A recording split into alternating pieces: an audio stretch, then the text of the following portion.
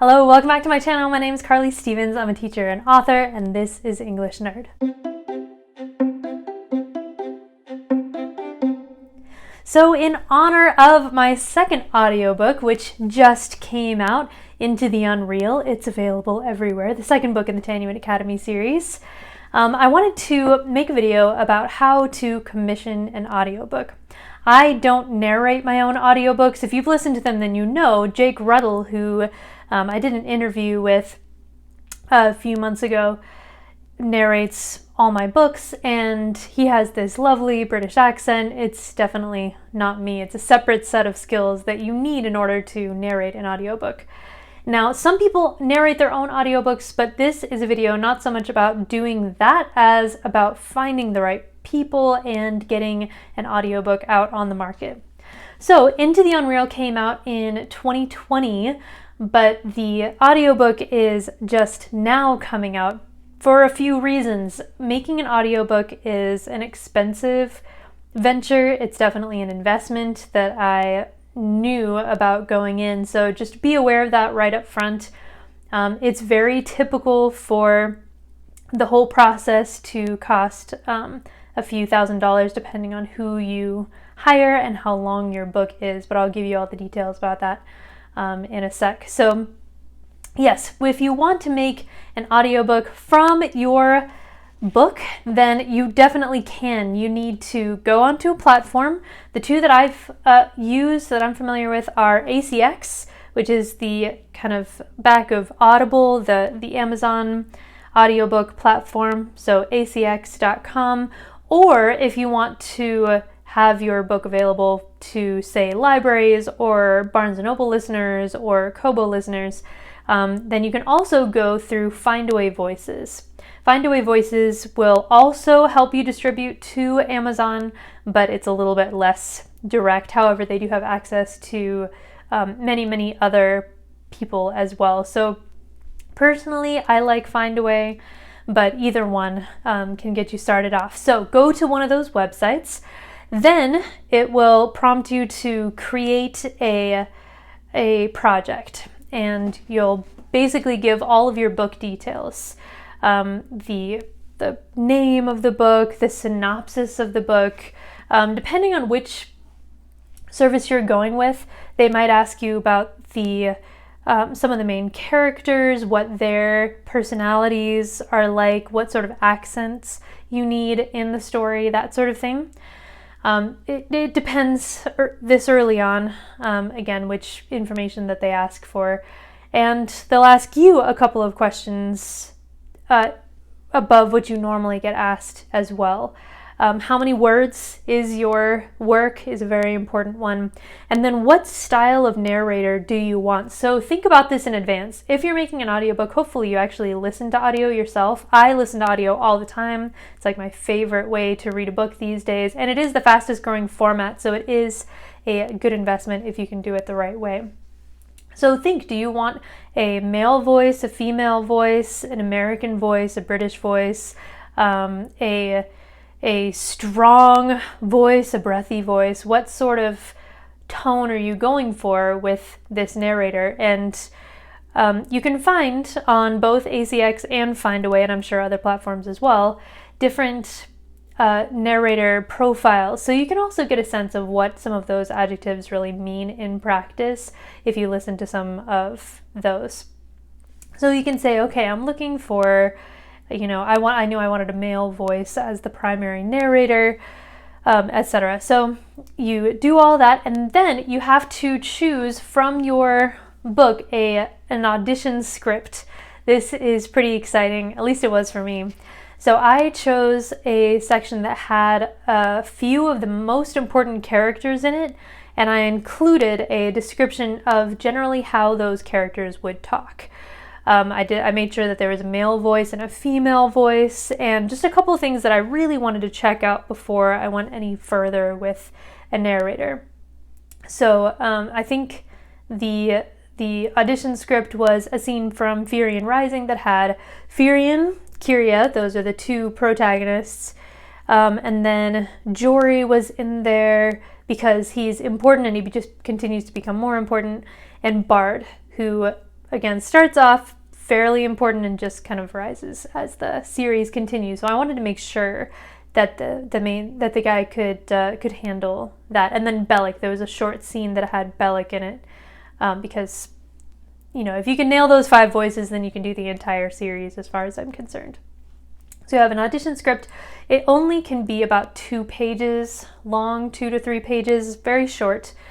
And so once you upload that, then largely you just wait. I know that you can reach out to different narrators, but it's not typically the way that it goes. More often, you have people who see your audition, they see the type of book that you are shopping with, and then they send in their audition pieces. I thought this was really fun, listening to a bunch of people read these pages, and then you can decide, okay, is this person somebody that has the right quality of voice that I'm looking for?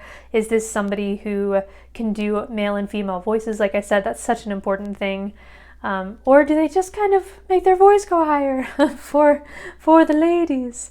Or I had one guy audition and he could do the character voices really well, actually, better than almost anybody else that I had heard. But his narrative voice in between was really odd and breathy. And I actually emailed with him a little bit and said, hey, can you switch up the narrator voice? And he didn't, he couldn't, he wouldn't, something. And so I ended up passing on him.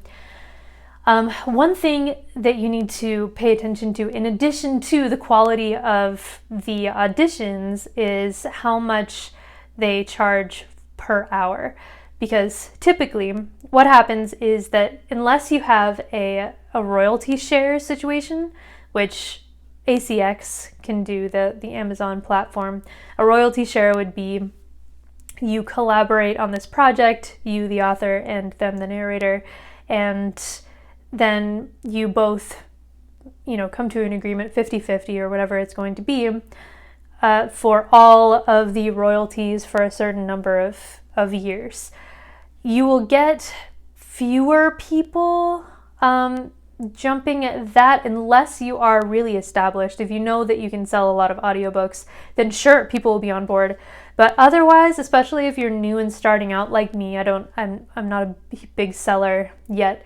It's kind of nicer to just pay up front. So everybody has a per hour, per finished hour rate. So PFH rate. And that is not the hours that they spend working on the book, but it's the finished audio hour with all the recording, the editing, the sound mixing, whatever needs to be done in order for that hour to be complete. So you can expect to pay on the very, very low end $100 for a finished hour, and on the high end it gets into $500 plus. So I was really lucky to find my narrator, who is spectacular and was comparably very affordable compared to most narrators of his caliber. So he's still relatively new to the audiobook industry. So yeah, I felt super lucky. I've loved working with Jake Ruddle. He did it was his voice for Bard that sold me. I wasn't even looking for a British voice, I was looking for an American voice. But his voice for Bard was spot on the first time, and we've just gone back and forth. So once you have an audition that you like I liked Jake's, then we corresponded and I sent him an additional script just to say, okay, could you tweak this? That's actually not how this is pronounced. And I knew that there was going to be a character coming up in the second book that had a kind of Middle Eastern accent, and she was important enough that I really wanted to see if he could do that well. So I mentioned that, and I gave him a little section because this was quite the undertaking with 3 books on the line. So we went back and forth. He did another audition or 2 for me, and then what happens is you agree, you go under contract.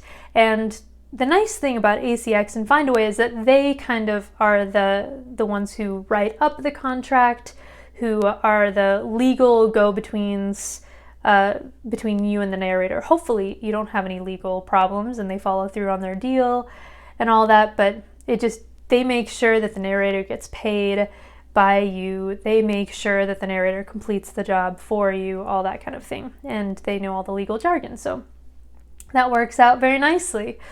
I've never had a problem with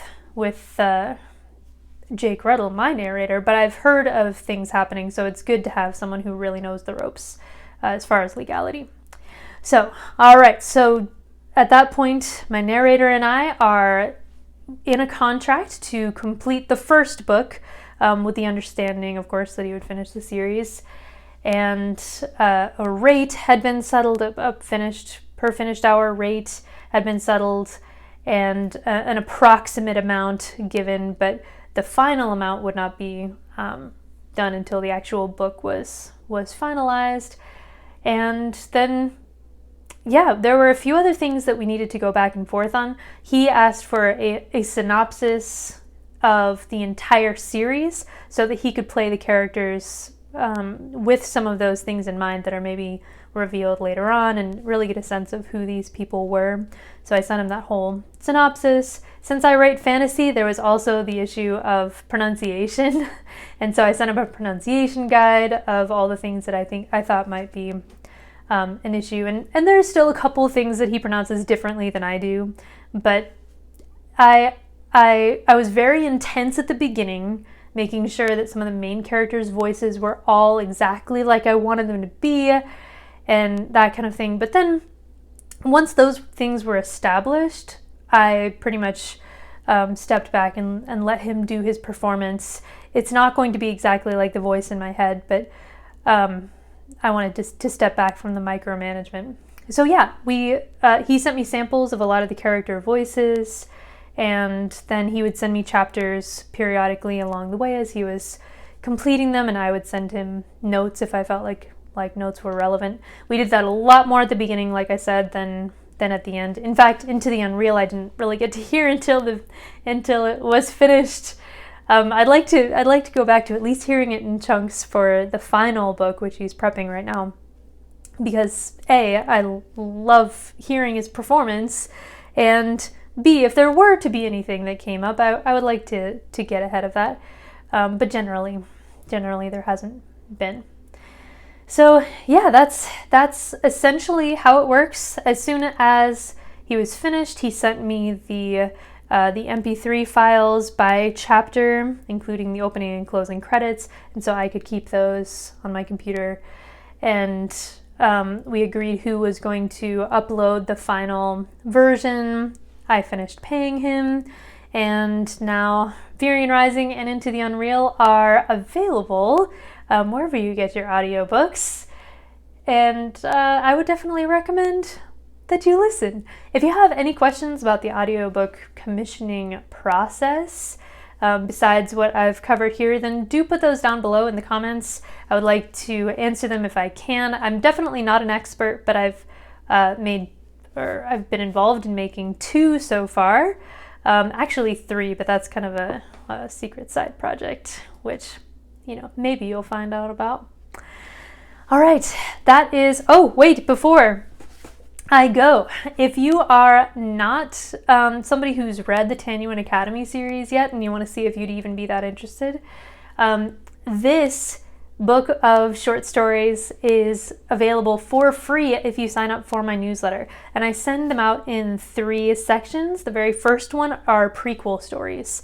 So there's a dark prequel story and kind of a more lighthearted one. So you can see if you enjoy that vibe. And then of course the others are during and then sequel stories. So yeah, definitely sign up for the newsletter and get Tanyuan Academy stories for free. All right, like this video if you like it. Don't forget to subscribe, get those notifications, and listen to Into the Unreal, now available on audio. And I'll see you next time. Bye.